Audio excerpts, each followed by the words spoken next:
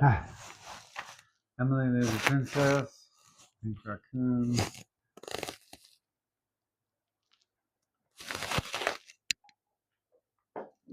Getting close to the end on that.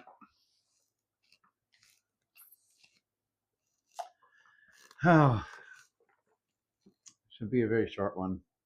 It's only from here to here, depending on if I end up going on a tangent, which for some reason I keep doing, even though I keep telling myself, no, season 6 and 7, it's supposed to be just the notes and just read them fast and get it over with because they've all sucked and they were clearly made with no effort. Why are you putting effort in? I just can't help it.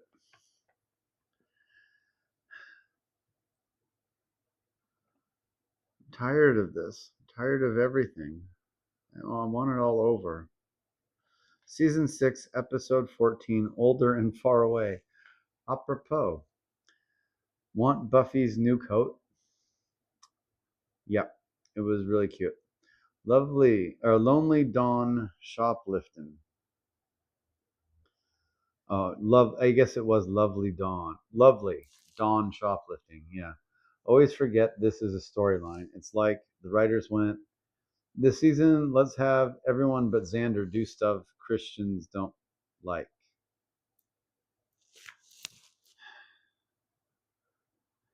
Saying Christians is going to get me censored, isn't it? God damn, I fucking hate this country. Another stuck in a house with a monster. This one, tiny demon, was funny. The one with the tiny demon was funner. The Halloween one with the little tiny demon and Buffy steps on it. At the breaking the seal of Gragnark, and then she smashes it. Will not end the ritual or whatever. Yeah.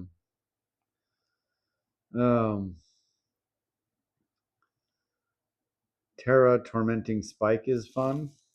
How dumb is Dawn leaving the security tag on the jacket? Yeah, I mean, she's presented as having been shoplifting 4 months.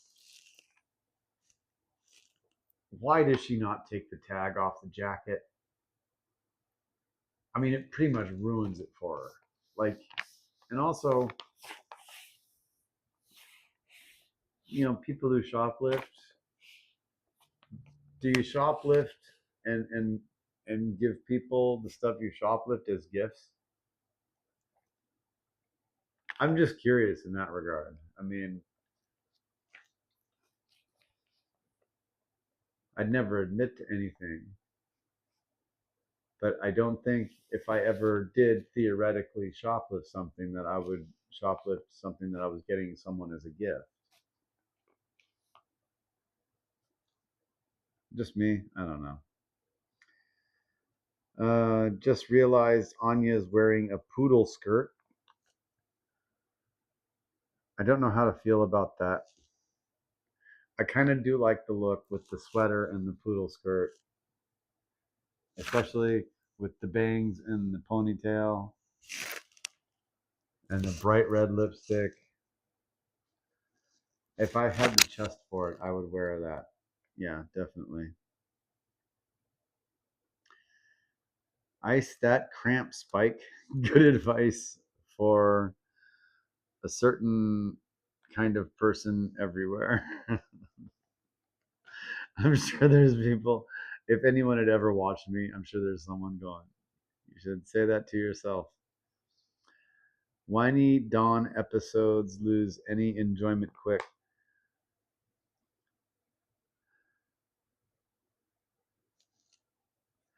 Just on the subject of icing,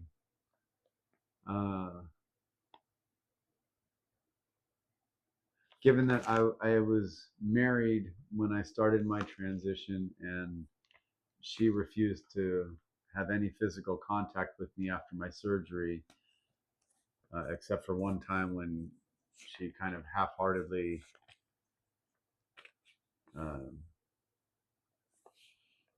fingered it. I don't know this, but does ice on female woman parts have the effect that it traditionally is described to have on male anatomy. I'm just curious about that. I should know this kind of stuff, but I was married to her and never really got to have sex. I've had a couple of quick hookups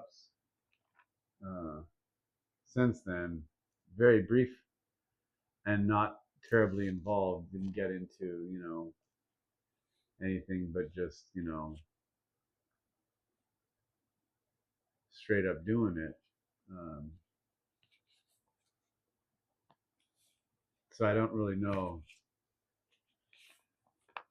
I had a girlfriend at one point that liked to do stuff with ice, and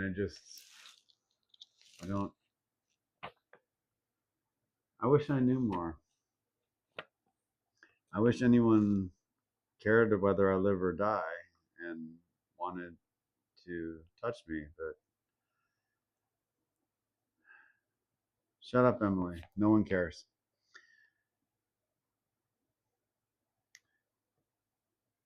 Whiny Dawn episodes lose any enjoyment quick. Oh my god, shut up, child. More bad Magic Willow crap. They cannot leave it alone. Wonderful. Now there's a demon in the house besides Clem. Muggle got gutted. Ha ha.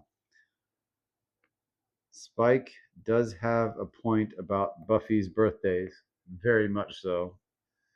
Her birthdays should the calendar should be blank on her birthday. Yes, Anya, you have been in a very similar situation just a couple of years ago. Shut up, Dawn. She is so obnoxious. But yeah.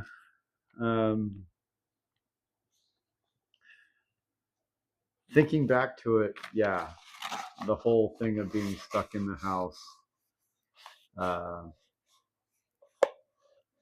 is very funny. And it's just one of those, I can see that if it had been made in a previous season when the cast and crew and everyone, the writing staff and all, seemed to like legitimately care about the show and not just about pursuing the political agenda of the new network in trying to force this anti-magic moralizing and of course the whole kill your gaze thing that they end up doing to Willow and Tara. This could have been like a top 5 episode for me because it's got a good premise for humor. It's got these kind of mundane characters who are brought in and can really play off of the weirdness that is normal to Buffy and her friends, which is always fun to watch. And yeah, it could have been so much better, but it had to be during this period when the show should have been left to go or been written without an agenda behind it, because you put the agenda behind a show like Buffy and